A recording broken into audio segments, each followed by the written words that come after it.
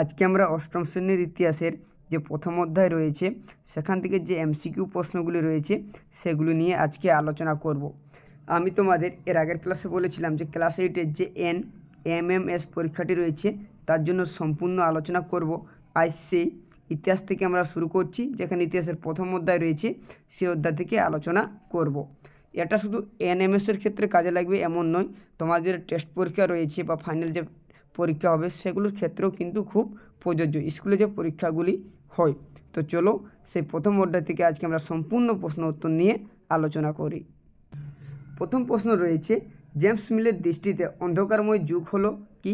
এর উত্তর হলো অপশান ডি, মুসলিম যুগ। তারপরে রয়েছে হিস্টোরি অফ ব্রিটিশ ইন্ডিয়া বইটি লেখেন কে? এর উত্তর হলো অপশান সি, জেমস মিল। এরপরে রয়েছে রাজাবলী নামের ইতিহাস বইটি লেখেন কে? না, এর উত্তর হলো অপশান সি, মৃত্যুঞ্জয় বিদ্যালঙ্কার। তারপরে রয়েছে দিল্লির প্রথম মহিলা সুলতান কে ছিলেন? এর উত্তর হলো অপশান এ, না, সুলতানা রাজিয়া। তারপরে রয়েছে সাম্রাজ্যবাদের সঙ্গে যোগাযোগ স্পষ্ট কিসের? না, এর উত্তর হলো উপনিবেশবাদের। তারপরে রয়েছে কত খ্রিস্টাব্দে ঔরঙ্গজেব মারা যান? এর উত্তর হলো অপশান সি, 1707 খ্রিস্টাব্দে। এরপরে রয়েছে ভারতে ব্রিটিশ শাসনের ভিত্তির সূচনা হয়েছিল কিসের পর? না, এর উত্তর রয়েছে অপশান বি, পলাশির যুদ্ধের পর। আর পলাশির যুদ্ধ 1757 খ্রিস্টাব্দের 23শে জুন। এরপরে রয়েছে সব দেশের ইতিহাস এক নয়, এ কথা কে বলেছিলেন? এর উত্তর হলো রবীন্দ্রনাথ ঠাকুর।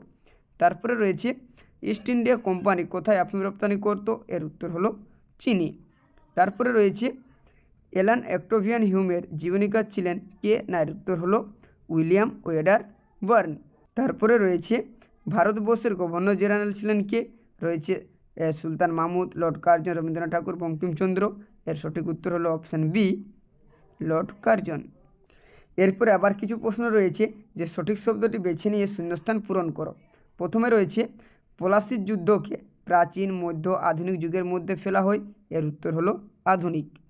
তারপরে রয়েছে আজাদ হিন্দ ফৌজের সম্মানে দেশ জাপান, ইটালি, জার্মানি ডাকটিং প্রবর্তন করেন। এর উত্তর হলো জাপান। এরপরে রয়েছে 3 দাগে অধুনা শব্দের অর্থ হলো কি? আজ, সমসাময়িক, সম্প্রতি। এর উত্তর হলো সম্প্রতি। তারপরে রয়েছে সাম্রাজ্যবাদ একটি দেশ, পদ্ধতি, বিবর্তন, প্রক্রিয়া। এর উত্তর হলো প্রক্রিয়া। এরপরে রয়েছে রাজিয়াকে দিল্লির শাসনভারের জন্য নির্বাচন করে যান কে? এর উত্তর হলো ইলতুৎমিশ। তারপরে রয়েছে জেমস মিল ভারতের ইতিহাসকে 2টি, 3টি, 4টি ভাগে ভাগ করেন। এর উত্তর হলো 3টি। তারপরে রয়েছে রাজাবলী নামের ইতিহাস বইটি লেখা হয়েছিল কত সালে? এর উত্তর হলো 1808। তারপরে রয়েছে রাজাবলী নামক ইতিহাস গ্রন্থটি লেখেন কে? না, এর উত্তর হলো মৃত্যুঞ্জয় বিদ্যালঙ্কার। তারপরে রয়েছে ভারতের জাতীয় কংগ্রেসের প্রতিষ্ঠার কৃতিত্ব ছিলেন কে? এর উত্তর হলো হিউমের। তারপরে রয়েছে সাম্রাজ্যবাদের সঙ্গে কার সম্পর্ক রয়েছে? না, উপনিবেশবাদের। এরপরে রয়েছে এখান থেকে অতি সংক্ষিপ্ত প্রশ্নোত্তর, এগুলো একটু দেখে নিই। প্রথমে রয়েছে কোন শব্দ থেকে আধুনিক শব্দটি এসেছে? আধুনা থেকে। তারপরে রয়েছে আধুনা শব্দের অর্থ কী? সম্প্রতি বা নতুন। তারপরে রয়েছে ভারত বিভাজন কবে ঘটেছিল? এর উত্তর হলো 1947 খ্রিস্টাব্দে। তারপরে রয়েছে কত খ্রিস্টাব্দে ঔরঙ্গজেব মারা যান? 1707 খ্রিস্টাব্দে। তারপরে রয়েছে ইলতুৎমিশ কাকে দিল্লি শাসন করার জন্য নির্বাচন করেন? রাজিয়াকে। এরপরে রয়েছে প্রাচীন ভারতের কোন সম্রাট কলিঙ্গ যুদ্ধে অবতীর্ণ হন? এর উত্তর হলো মৌর্য সম্রাট অশোক। তারপরে রয়েছে পলাশির যুদ্ধকে কোন যুগের অন্তর্ভুক্ত করা হয়? এর উত্তর হলো আধুনিক। তারপরে রয়েছে জাতীয় কংগ্রেসের প্রতিষ্ঠা কে? এর উত্তর হলো অ্যালান অক্টেভিয়ান হিউম। তারপরে রয়েছে হিউমের জীবনীকার কে ছিলেন? এর উত্তর হলো উইলিয়াম ওয়েডার বার্ন।